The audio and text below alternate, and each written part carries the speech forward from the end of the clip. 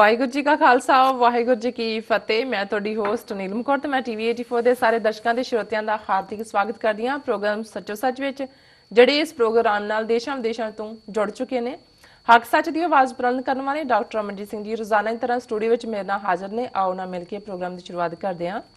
ਜੀ ਡਾਕਟਰ ਸਾਹਿਬ, ਵਾਹਿਗੁਰੂ ਜੀ ਕਾ ਖਾਲਸਾ ਵਾਹਿਗੁਰੂ ਜੀ ਕੀ ਫਤਿਹ। ਜੀ ਡਾਕਟਰ ਸਾਹਿਬ, ਤੁਹਾਡਾ ਨਿੱਘਾ ਸਵਾਗਤ ਹੈ ਪ੍ਰੋਗਰਾਮ ਸੱਚੋ ਸੱਚ ਵਿੱਚ। ਬਹੁਤ ਸ਼ੁਕਰੀਆ ਜੀ ਡਾਕਟਰ ਸਾਹਿਬ। ਅੱਜ 7 ਦਸੰਬਰ 2016 24 ਮਗਰ ਨਾਨਸ਼ਾਹੀ ਸੰਮਤ 548 ਦਾ ਦਿਨ ਹੈ ਤੇ ਡਾਕਟਰ ਸਾਹਿਬ, ਪ੍ਰੋਗਰਾਮ ਦੇ ਸ਼ੁਰੂ ਵਿੱਚ ਅੱਜ ਤੁਸੀਂ ਕਿਹੜੀਆਂ ਅਹਿਮ ਘਟਨਾਵਾਂ ਸਾਡੇ ਦਰਸ਼ਕਾਂ ਨਾਲ ਸਾਂਝੀਆਂ ਕਰਨ ਜਾ ਰਹੇ ਹੋ ਤੇ ਉਹਨਾਂ ਬਾਰੇ ਤੁਹਾਡੇ ਕੀ ਵਿਚਾਰ ਨੇ?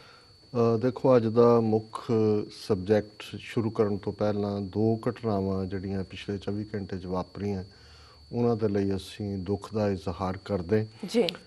ਪਾਕਿਸਤਾਨ ਇੰਟਰਨੈਸ਼ਨਲ 에ਅਰਲਾਈਨਸ PIA ਜਿਹਨੂੰ ਕਹਿੰਦੇ ਨੇ, ਉਹਨਾਂ ਦਾ ਇੱਕ ਜਹਾਜ਼ ਜਿਹੜਾ ਕਿ ਚਤਰਾਲ ਤੋਂ ਇਸਲਾਮਾਬਾਦ ਜਾ ਰਿਹਾ ਸੀ, ਇੰਟਰਨਲ ਫਲਾਈਟ ਸੀ, ਉਹ ਹਾਦਸਾਗ੍ਰਸਤ ਹੋਇਆ ਹਵੇਲੀਆਂ ਦੇ ਨੇੜੇ। ਇਹ ਖੈਬਰ ਪਖਤੂਨਵਾ ਏਰੀਆ ਸਾਰਾ, ਔਰ ਇਸ ਦੇ ਵਿੱਚ 47 ਮੁਸਾਫਰ ਜਿਹੜੇ ਔਨ ਬੋਰਡ ਸੀ, ਉਹਨਾਂ 'ਚੋਂ 24-25 ਦੀਆਂ ਡੈੱਡ ਬਾਡੀਜ਼ ਜਿਹੜੀਆਂ ਬਹੁਤ ਬੁਰੀ ਤਰ੍ਹਾਂ ਸੜੀਆਂ ਹੋਈਆਂ ਨੇ ਮਿਲੀਆਂ ਨੇ ਜੀ। ਇਸ ਗੱਲ ਦੀ ਉਮੀਦ ਨਹੀਂ ਹੈ ਕਿ ਕੋਈ ਸਰਵਾਈਵਲ ਹੋਈ ਹੋਏਗੀ ਉਹਨਾਂ 'ਚ। ਔਰ ਉਹਦੇ 'ਚ ਖਾਸ ਤੌਰ 'ਤੇ ਜਿਸ ਦਾ ਨੋਟਿਸ ਈਵਨ ਇੰਟਰਨੈਸ਼ਨਲ ਮੀਡੀਆ ਨੇ ਵੀ ਲਿਆ, ਜੁਨੈਦ ਜਮਸ਼ੇਦ, ਜਿਹੜੇ ਕਿ ਇੱਕ ਪੀਰੀਅਡ ਦੇ ਵਿੱਚ ਪਾਕਿਸਤਾਨ ਦੇ ਵਿੱਚ ਜਿਹੜੀ ਰੌਕ ਮਿਊਜ਼ਿਕ ਇੰਡਸਟਰੀ ਹੈ ਉਹਦੇ ਬਾਨੀਆਂ 'ਚੋਂ ਕਿਹਾ ਜਾਂਦਾ ਹੈ। ਉਹਨਾਂ ਨੇ ਬੜੇ ਪੈਟਰੀਓਟਿਕ ਸੌਂਗ ਭਾਵੇਂ ਗਾਏ, ਪਰ ਆਪਣੀ ਉਸ ਰੌਕ ਬੈਂਡ ਟੀਮ ਦੇ ਨਾਲ ਇੰਟਰਨੈਸ਼ਨਲੀ ਉਹਨਾਂ ਨੇ ਬੜੀ ਸ਼ੋਹਰਤ ਹਾਸਲ ਕੀਤੀ ਜੀ। ਸੋ ਜ਼ਿੰਦਗੀ 'ਚ ਕਾਫੀ ਇਸ ਫੀਲਡ ਦੇ ਵਿੱਚ ਅੱਗੇ ਜਾਣ ਤੋਂ ਬਾਅਦ ਫਿਰ ਅਚਾਨਕ ਜਿਵੇਂ ਕੁਝ ਤਬਦੀਲੀ ਮਨ 'ਚ ਹੁੰਦੀ ਹੈ, ਉਹਨਾਂ ਦਾ ਧਿਆਨ ਮਜ਼ਹਬ ਵੱਲ ਗਿਆ। ਫਿਰ ਉਹਨਾਂ ਨੇ ਆਪਣੀ ਮਿਊਜ਼ਿਕ ਇੰਡਸਟਰੀ ਔਰ ਹੋਰ ਵੀ ਪਾਰਟ ਟਾਈਮ ਐਕਟਰ ਵੀ ਸਨ, ਉਹ ਸਭ ਕੁਝ ਛੱਡ ਕੇ ਉਹ ਫੁੱਲ ਫਲੈਸ਼ ਜਿਹੜੇ ਨੇ 5 ਵੇਲੇ ਦੇ ਨਮਾਜ਼ੀ ਔਰ ਇਸਲਾਮ ਦੇ ਜਿਹੜੇ ਨੇ ਉਹ ਪ੍ਰਚਾਰਕ ਬਣੇ। ਸੋ ਉਹਨਾਂ ਦਾ ਵੀ ਇਸ ਹਾਦਸੇ ਦੇ ਵਿੱਚ ਉਹਨਾਂ ਦੇ ਨਾਲ ਉਹਨਾਂ ਦੀ ਬੇਗਮ ਜਿਹੜੀ ਹੈ ਉਹਨਾਂ ਦਾ ਦੇਹਾਂਤ ਹੋਇਆ। ਸੋ ਅਸੀਂ ਇਸ ਦੁਖਦ ਘਟਨਾ ਦੇ ਉੱਤੇ ਆਪਣੇ ਸਾਰੇ ਹੀ ਪਾਕਿਸਤਾਨੀ ਭਰਾਵਾਂ ਭੈਣਾਂ ਦੇ ਨਾਲ ਔਰ ਖ਼ਾਸ ਤੌਰ 'ਤੇ ਜਿਹੜੇ ਮਾਰੇ ਗਏ ਉਹਨਾਂ ਦੇ ਪਰਿਵਾਰਾਂ ਦੇ ਨਾਲ ਹਮਦਰਦੀ ਦਾ ਇਜ਼ਹਾਰ ਕਰਦੇ ਜੀ।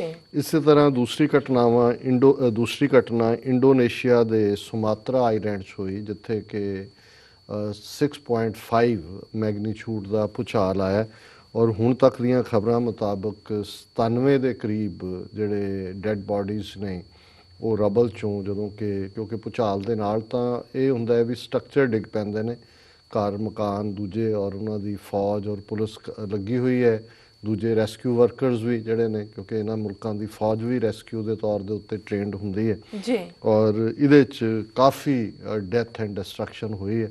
ਔਰ ਇਸ ਖਿੱਤੇ 'ਚ ਵੀ ਜਿਹੜੇ ਮਾਰੇ ਗਏ, ਸਵੇਰ ਦਾ ਨਮਾਜ਼ ਦਾ ਵੇੜਾ ਸੀ, ਕਿਉਂਕਿ ਇੰਡੋਨੇਸ਼ੀਆ ਦੁਨੀਆ ਦਾ ਸਭ ਤੋਂ ਜ਼ਿਆਦਾ ਮੁਸਲਮਾਨ ਮੈਜੋਰਿਟੀ ਦੇਸ਼ ਹੈ। ਸੋ ਅਜੇ ਤੱਕ ਬੇਸ਼ੱਕ 97 ਡੈੱਡ ਬਾਡੀਜ਼ ਜਾਂ ਡੈੱਡ ਦੀ ਗੱਲ ਹੋ ਰਹੀ ਹੈ, ਪਰ ਇਹ ਕਿਆਸ ਰਾਈਆਂ ਨੇ ਕਿ ਵੀ ਇਹ ਗਿਣਤੀ ਕਾਫੀ ਜ਼ਿਆਦਾ ਹੋ ਸਕਦੀ ਹੈ ਜੀ। ਸੋ ਅਸੀਂ ਇਸ ਘਟਨਾ ਦੇ ਉੱਤੇ ਵੀ ਦੁੱਖ ਦਾ ਇਜ਼ਹਾਰ ਕਰਦੇ। ਜਿਹੜਾ ਦਿਨ ਅੱਜ ਸਾਰੀ ਇਨਸਾਨੀਅਤ ਦੇ ਲਈ ਵੀ, ਔਰ ਮੈਂ ਸਮਝਦਾ ਵੀ ਜਿਹੜੇ ਫਿਊਚਰ ਦੇ ਰੂਲਰਸ ਨੇ, ਫਿਊਚਰ ਦੀ ਨੀਤੀ ਬਣਾਉਣ ਵਾਲੇ ਨੇ, ਉਹਨਾਂ ਦੇ ਲਈ ਅਹਿਮੀਅਤ ਵਾਲਾ ਹੋ ਸਕਦਾ ਹੈ। ਔਰ ਖ਼ਾਸ ਤੌਰ 'ਤੇ ਭਾਰਤ ਦੇ ਹਾਕਮਾਂ ਲਈ ਵੀ, ਜੇ ਉਹ ਸਮਝਣਾ ਚਾਹਣ ਜੀ ਕਿ ਅੱਜ ਤੋਂ ਠੀਕ 75 ਸਾਲ ਪਹਿਲਾਂ ਜਾਪਾਨ ਦੀ ਹਵਾਈ ਫੋਰਸ ਨੇ ਪਰਲ ਹਾਰਬਰ, ਜਿਹੜਾ ਕਿ ਹਵਾਈ ਟੈਰੀਟਰੀ ਦੇ ਵਿੱਚ ਹੈ, ਉਹਦੇ 'ਚ ਫੁੱਲ ਸਕੇਲ ਹਮਲਾ ਕੀਤਾ ਸੀ। ਔਰ ਇਸ ਹਮਲੇ ਦਾ ਜਿਹੜਾ ਟਾਈਮਿੰਗ ਹੈ, ਉਹ ਜਿਵੇਂ ਅੱਜ ਸਵੇਰੇ 7:55 'ਤੇ ਉਹ ਪਹਿਲੇ ਹਮਲਾ ਹੋਇਆ, ਜਿਹਦੇ 'ਚ ਬਹੁਤ ਜ਼ਿਆਦਾ ਜਿਹੜਾ ਹੈ ਉਹ ਨੁਕਸਾਨ ਹੋਇਆ। ਉਹਦੇ 'ਚ ਲਗਭਗ 2300 ਤੋਂ ਜ਼ਿਆਦਾ ਜਿਹੜੇ ਅਮਰੀਕਨ ਨੇ ਸਰਵਿੰਗ 에ਅਰ ਫੋਰਸ ਦੇ, ਕਿਉਂਕਿ ਉਹਨਾਂ ਦਾ ਬੇਸ ਸੀ ਮੇਨ, ਉਸ ਦੇ ਵਿੱਚ ਪੂਰੀ ਤਬਾਹੀ ਹੋਈ। ਔਰ ਇਹ ਜਿਹੜਾ ਇਸ ਦੇ ਵਿੱਚ ਜਦੋਂ ਅਸੀਂ ਹੋਰ ਡਿਟੇਲਸ ਦੇਖਦੇ ਹਾਂ ਕਿ ਵੀ ਇਹ ਨੇਵੀ ਬੇਸ ਸੀ ਇਹਨਾਂ ਦਾ, ਅਮਰੀਕਾ ਦਾ, ਔਰ ਨੇਵਲ ਬੇਸ ਪਰਲ ਹਾਰਬਰ ਦੇ ਉੱਤੇ ਜਿਹੜਾ ਉਹਨਾਂ ਨੇ ਜਾਪਾਨੀਆਂ ਨੇ ਸਡਨ ਅਚਨਚੇਤ ਅਟੈਕ ਕੀਤਾ। ਉਹਦੇ 'ਚ ਇੱਕ ਅਮਰੀਕਨ ਬੈਟਲਸ਼ਿਪ USS ਅਰੀਜ਼ੋਨਾ ਔਰ ਦੂਸਰੀ ਜਿਹੜੀ ਹੈ USS ਓਕਲਹੋਮਾ, ਇਹ ਆਲਮੋਸਟ ਤਬਾਹੀ ਇਹਨਾਂ ਦੀ ਹੋਈ। ਔਰ ਇਸ ਦੇ ਨਾਲ ਹੀ ਜਿਹੜਾ ਹੈ 12 ਸ਼ਿਪ ਜਿਹੜੇ ਸੀ ਉਹ ਵੀ ਡੋਬੇ ਗਏ, 9 ਦੂਸਰੇ ਜਿਹੜੇ ਨੇ ਉਹਨਾਂ ਦਾ ਨੁਕਸਾਨ ਹੋਇਆ। ਔਰ ਇਹ ਜਿਹੜੇ ਨੇਵਲ ਬੇਸ ਹੁੰਦੇ ਨੇ ਇਹਨਾਂ ਦੇ ਉੱਤੇ ਜਿਹੜੇ ਨੇ 에ਅਰ ਫੋਰਸ ਦਾ ਵੀ, ਕਿਉਂਕਿ ਇਹ ਦੋਨੋਂ ਹੀ ਕੋਆਰਡੀਨੇਟ ਕਰਦੇ ਨੇ, ਬਹੁਤ ਵਾਰੀ ਉੱਥੋਂ ਹੀ ਜਿਹੜਾ ਉਡਾਨ ਭਰਨੀ ਹੁੰਦੀ ਹੈ। 에ਅਰ ਫੋਰਸ ਦੇ ਵੀ 160 에ਅਰਕ੍ਰਾਫਟ ਸਨ ਜਿਹੜੇ ਮੁਕੰਮਲ ਤੌਰ ਤੇ ਡਿਸਟਰੋਏ ਹੋਏ, ਔਰ 150 ਜਿਹੜੇ ਨੇ ਉਹ ਡੈਮੇਜ ਹੋਏ। ਜਦੋਂ ਡੈਮੇਜ ਵੀ ਹੁੰਦਾ ਇਹਦਾ ਮਤਲਬ 300 ਦੇ ਲਗਭਗ ਜਿਹੜੇ ਉਹਨਾਂ ਦੇ ਪਲੇਨ ਸੀ ਉਹ ਤਬਾਹ ਹੋਏ। ਔਰ ਜਿਹੜੀਆਂ ਨੇਵਲ ਸ਼ਿਪਸ ਮੈਂ ਜ਼ਿਕਰ ਕੀਤਾ ਹੈ ਕਿ ਵੀ ਉਹਨਾਂ ਦੇ ਵਿੱਚ ਉਹਨਾਂ ਦੇ ਬਹੁਤ ਪਾਵਰਫੁਲ ਬੈਟਲਸ਼ਿਪ USS ਅਰੀਜ਼ੋਨਾ ਔਰ USS ਓਕਲਹੋਮਾ, ਔਰ ਇਸ ਨੇ ਜਿਹੜਾ ਸਾਰੇ ਪਾਸਿਆਂ ਨੂੰ ਹੀ ਹਿਲਾ ਕੇ ਰੱਖ ਦਿੱਤਾ ਸੀ। ਹੁਣ ਇਹ ਬੇਸ਼ੱਕ ਅੱਜ ਜਿਹੜੀ ਹੈ ਇਹਦੇ 'ਤੇ ਸੈਰੇਮਨੀ ਹੋਈ ਹੈ, ਮਾਰਨਿੰਗ ਸਾਇਲੈਂਸ, ਔਰ ਸਾਰੇ ਅਮਰੀਕਾ ਦੇ ਵਿੱਚ ਅੱਜ ਵੀ 75 ਸਾਲ ਪਹਿਲਾਂ ਦੀ ਇਸ ਦੁਖਦ ਘਟਨਾ ਨੂੰ ਲੈ ਕੇ ਜਿਹੜਾ ਹਮੇਸ਼ਾ ਹੀ ਅਫਸੋਸ ਹੁੰਦਾ ਹੈ, ਦੁੱਖ ਹੁੰਦਾ ਹੈ। ਔਰ ਇਸ ਸਭ ਦਾ ਪਿਛੋਕੜ, ਔਰ ਇਹ ਇੱਕ ਫਾਈਨਲ ਜਿਹਨੂੰ ਅੰਗਰੇਜ਼ੀ 'ਚ ਕਹਿੰਦੇ ਨੇ ਕਿ last straw on the camel's back, ਜਿਹੜਾ ਦੂਸਰਾ ਸੰਸਾਰ ਜੰਗ ਹੈ 1939 ਦੇ ਵਿੱਚ ਸ਼ੁਰੂ ਹੋਇਆ ਜੀ। ਉਹਦੇ 'ਚ ਅਸੀਂ ਦੇਖਦੇ ਹਾਂ ਕਿ ਇੱਕ ਪਾਸੇ ਜਰਮਨ, ਜਾਪਾਨ, ਇਟਲੀ, ਇਹ ਸਾਰੀਆਂ ਫੋਰਸਿਸ ਸੀ। ਦੂਸਰੇ ਪਾਸੇ ਜਿਹੜਾ ਇੰਗਲੈਂਡ, ਫਰਾਂਸ, ਬਾਅਦ ਦੇ ਵਿੱਚ ਰਸ਼ੀਆ ਨੇ ਵੀ ਜੁਆਇਨ ਕੀਤਾ, ਪਹਿਲਾਂ ਥੋੜ੍ਹਾ ਸੀ। ਔਰ ਇਸ ਸਾਰੇ ਪੀਰੀਅਡ 'ਚ ਕਿਉਂਕਿ ਇਹ ਅਟੈਕ ਜਿਹੜਾ ਹੈ ਇਹ 7 ਦਸੰਬਰ 1941 ਨੂੰ ਹੋਇਆ, ਇਹ ਲਗਭਗ ਜੇ ਅਸੀਂ 1939 ਤੋਂ ਦੇਖਦੇ ਹਾਂ ਜਦੋਂ ਸੈਕੰਡ ਵਰਲਡ ਵਾਰ ਦੀ ਸ਼ੁਰੂਆਤ ਹੋਈ, ਜਰਮਨੀ ਨੇ ਜਿਹੜਾ ਇਸ ਪਾਸੇ ਵੱਲ ਪੇਸ਼ਕਦਮੀ ਕੀਤੀ, ਤੇ ਲਗਭਗ 2-2.5 ਸਾਲ ਇਸ ਸੈਕੰਡ ਵਰਲਡ ਵਾਰ ਦੇ ਦੌਰਾਨ ਅਮਰੀਕਾ ਜਿਹੜਾ ਹੈ ਉਹ ਨਿਊਟਰਲ ਸੀ।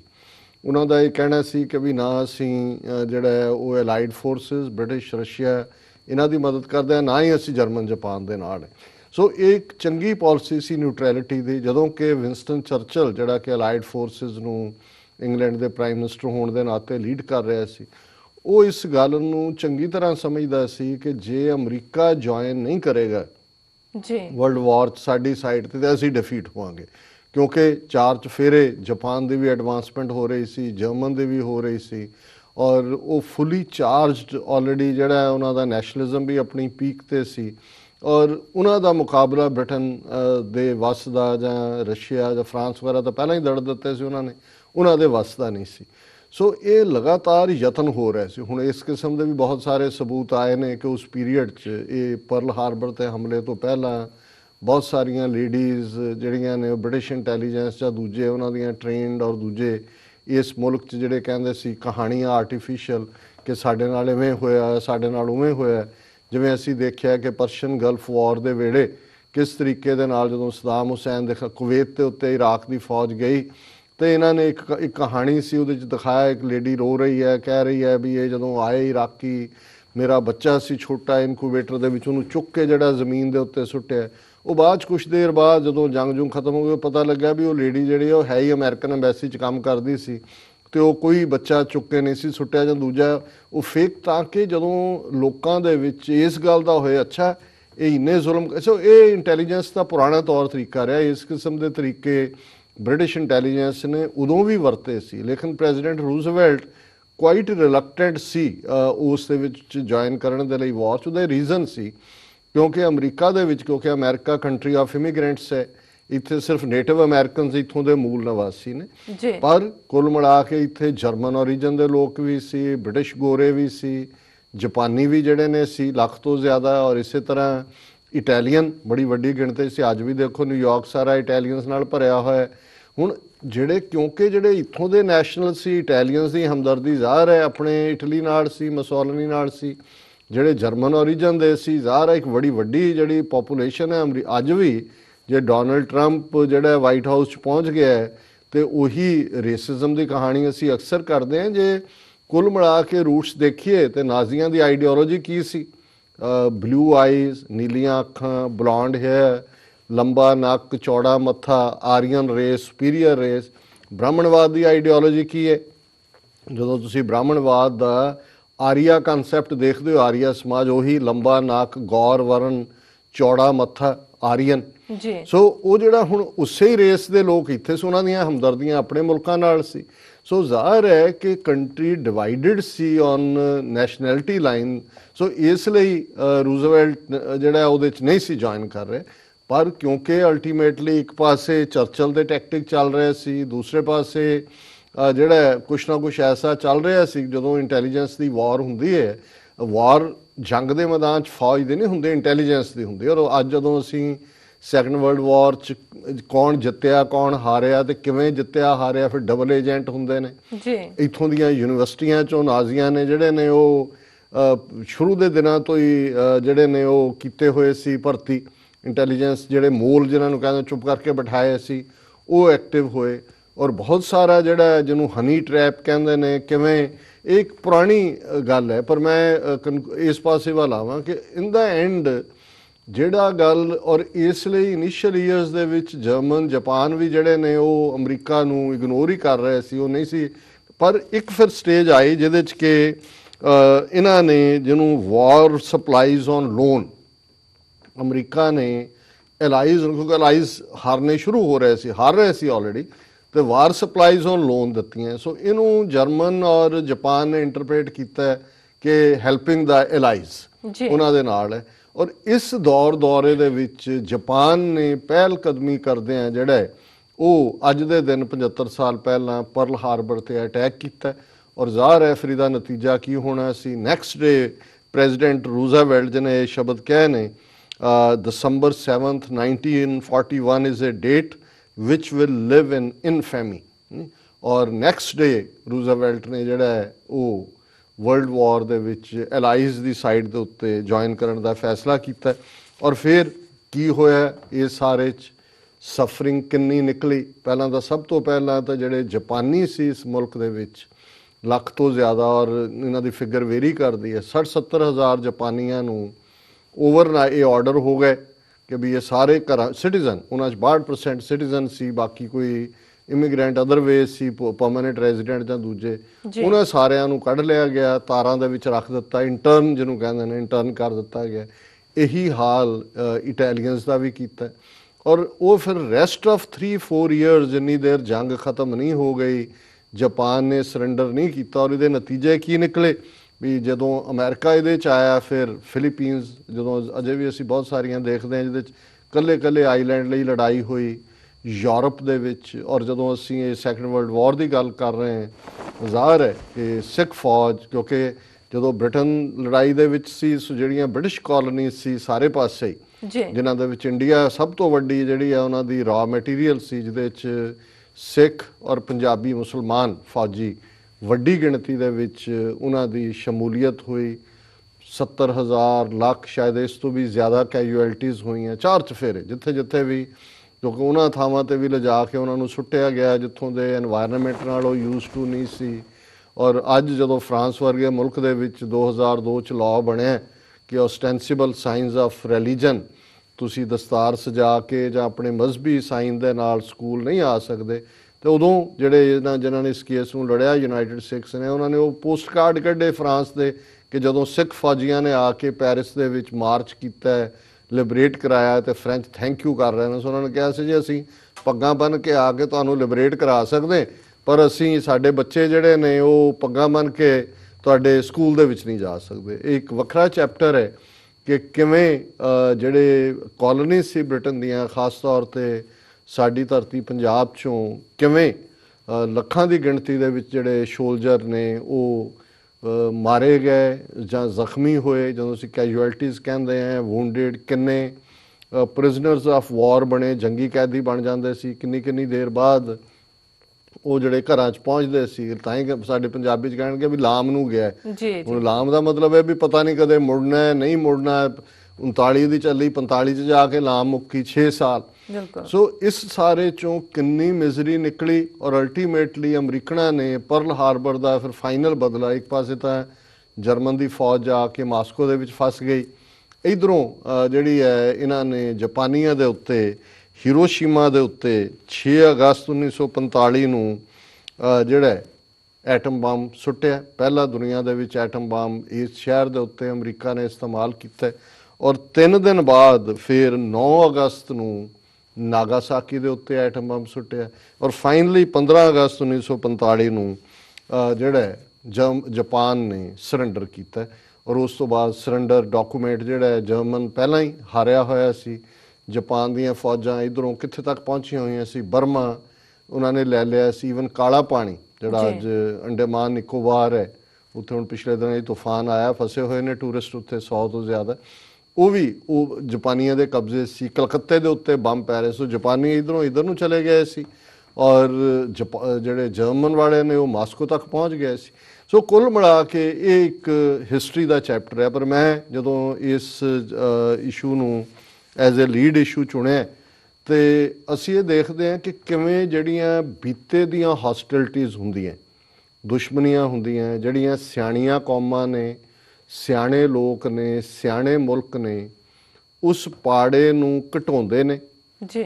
ਸਾਂਝ ਦੀ ਗੱਲ ਤੁਰਦੀ ਹੈ, ਪਿਛਲੇ ਦੇ ਲਈ ਜਿਹੜਾ ਹੈ ਉਸ ਨੂੰ ਪਿੱਛੇ ਛੱਡ ਕੇ ਅੱਗੇ ਤੁਰਨ ਦੇ ਲਈ ਗੱਲ ਹੁੰਦੀ ਹੈ।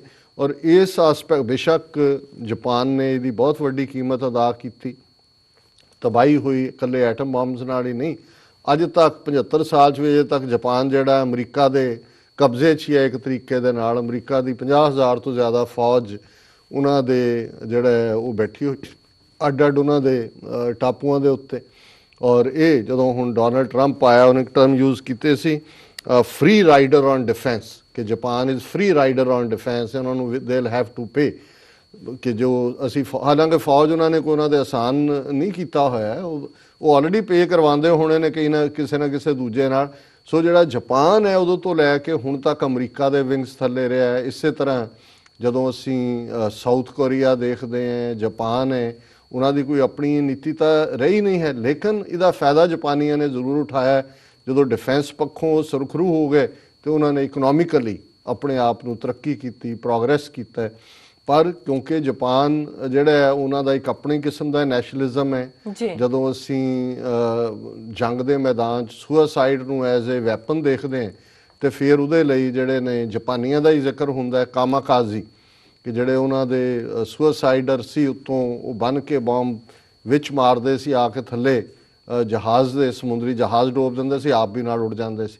ਸੋ ਉਹਨਾਂ ਦੇ ਵਿੱਚ ਐਂਪਰਰ ਦੇ ਲਈ, ਬਾਦਸ਼ਾਹ ਦੇ ਲਈ, ਨੇਸ਼ਨ ਲਈ ਲੜਨ ਦੀ ਭਾਵਨਾ ਜਾਪਾਨੀਆਂ 'ਚ ਬੇਮਿਸਾਲ ਹੈ।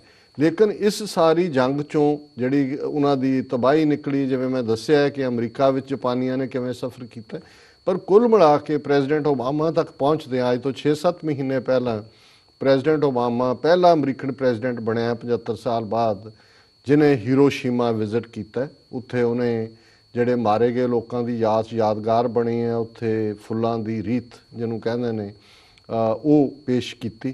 ਔਰ ਉਸ ਦੇ ਹਾਲਾਂ ਮੁਆਫੀ ਨਹੀਂ ਮੰਗੀ ਉਹਨਾਂ ਨੇ, ਕਿਉਂਕਿ ਇਹ ਇੱਕ ਸਟੈਪ ਹੀ ਫਰਦਰ ਹੁੰਦਾ ਹੈ, ਅਜੇ ਉੱਥੋਂ ਤੱਕ ਪਹੁੰਚਦੇ ਆ ਡਿਪਲੋਮੈਟਿਕ ਅਗਲੇ ਸਟੈਪ ਲਈ ਮਾਫੀ ਵੀ ਆ ਜਾਏਗੀ।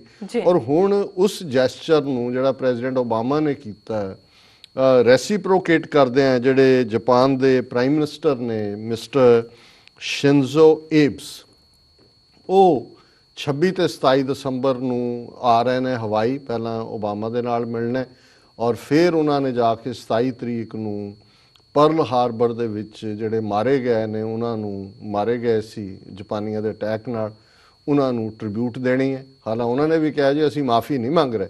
ਸੋ ਚੰਗਾ ਹੁੰਦਾ ਓਬਾਮਾ ਵੀ ਵਿੱਚ ਹਾਈਫਨ ਕਾਹਨੂੰ ਜੋੜਨਾ ਸੀ, ਮੰਗੀ ਨਹੀਂ। ਪਰ ਚਲੋ ਕੁੱਲ ਮਿਲਾ ਕੇ ਮੈਂ ਸਮਝਦਾ ਹਾਂ ਵੀ ਇਹ ਇੱਕ ਬਹੁਤ ਚੰਗਾ ਜੈਸਚਰ ਹੈ। ਇਹਦੇ ਬਾਵਜੂਦ ਕਿ ਡੋਨਲਡ ਟਰੰਪ ਦੀ ਕੀ ਲਾਈਨ ਰਹੀ, ਮਿਸਟਰ ਏਬਸ ਇੱਕ ਡਿਪਲੋਮੈਟਿਕ ਐਗਰੈਸਿਵਨੈਸ ਉਹਨਾਂ ਨੇ ਦਿਖਾਈ ਹੈ, ਇਸ ਗੱਲ ਨੂੰ ਅੱਗੇ ਤੋਰਦੇ ਆ।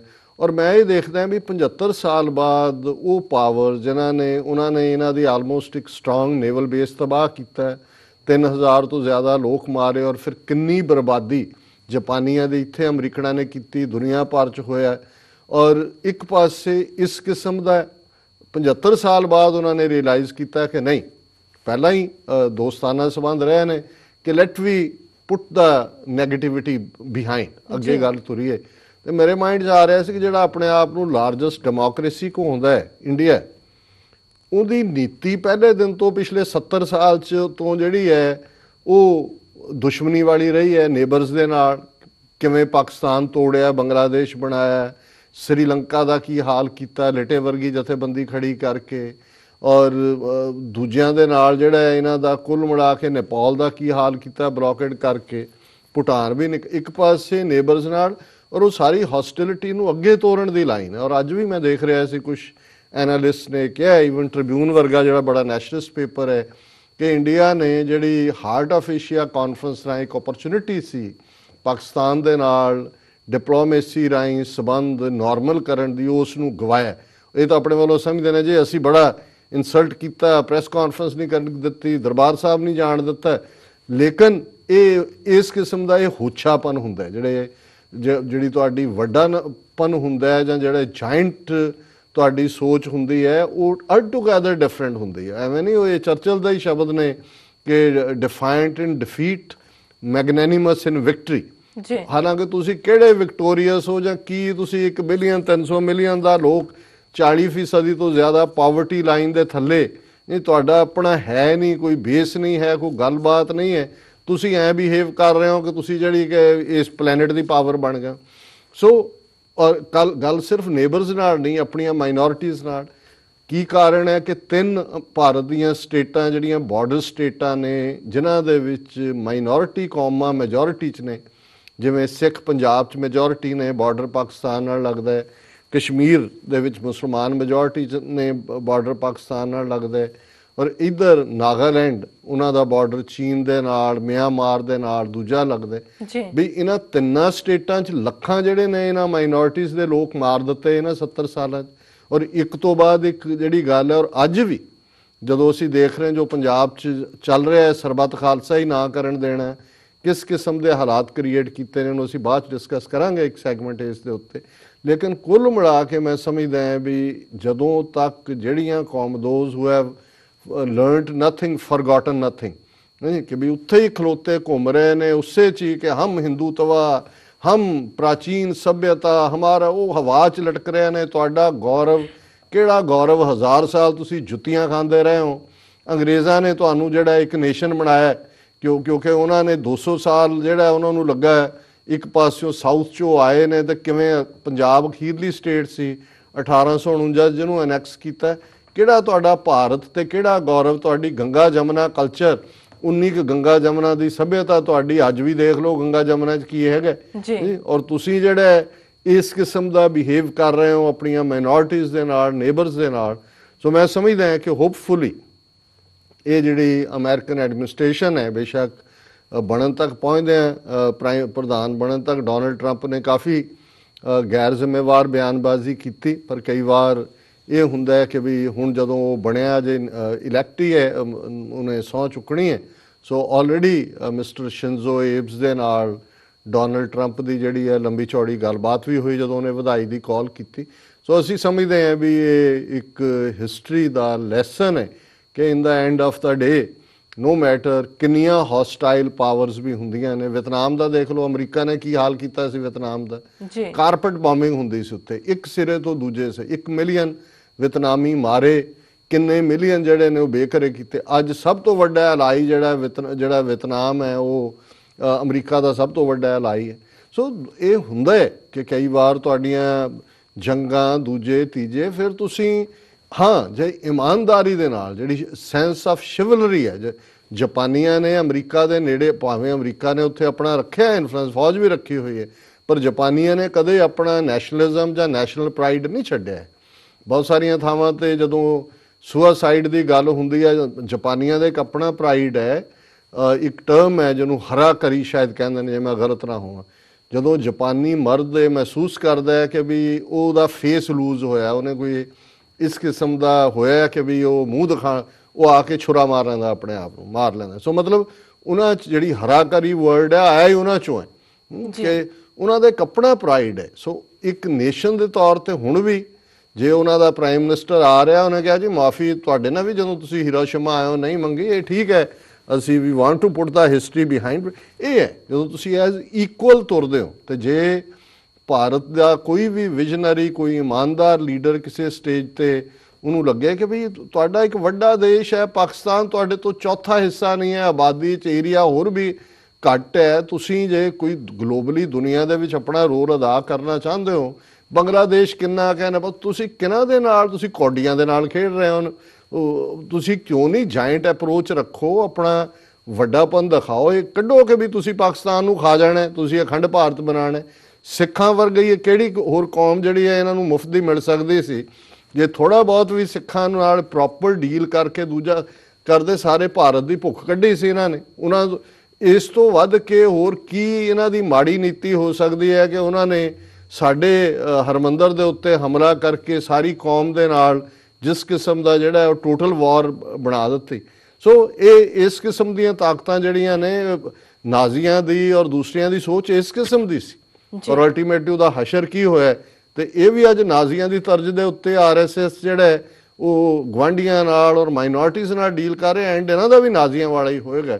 ਸੋ ਅਸੀਂ ਇਸ ਸਾਰੇ ਮੁੱਦੇ ਦੇ ਉੱਤੇ 75 ਸਾਲ ਬਾਅਦ ਅਸੀਂ ਕੀ ਸ਼ੋਕ ਦਾ ਇਜ਼ਹਾਰ ਕਰ ਸਕਦੇ, ਪਰ ਅਸੀਂ ਸਮਝਦੇ ਹਾਂ ਵੀ ਕੁੱਲ ਮਿਲਾ ਕੇ ਅੱਜ ਵੀ ਭਾਰਤ ਵਰਗੇ ਹਾਕਮਾਂ ਨੇ, ਮੁਲਕ ਦੇ ਹਾਕਮਾਂ ਨੇ ਕੁਝ ਵੀ ਐਸਾ ਨਹੀਂ ਸਿੱਖਿਆ ਜੋ ਜਾ ਕੇ ਹਾਲਾਤ 75 ਸਾਲ ਪਹਿਲਾਂ ਸਨ। ਜੀ ਡਾਕਟਰ ਸਾਹਿਬ, ਤੁਹਾਡਾ ਬਹੁਤ ਬਹੁਤ ਸ਼ੁਕਰੀਆ। ਤੁਸੀਂ ਇਹਨਾਂ ਦੁਖਦਾਈ ਘਟਨਾਵਾਂ ਨੂੰ ਸਾਡੇ ਦਰਸ਼ਕਾਂ ਨਾਲ ਸਾਂਝਾ ਕੀਤਾ। ਇਸ ਨਾਲ ਨੇ ਬ੍ਰੇਕ।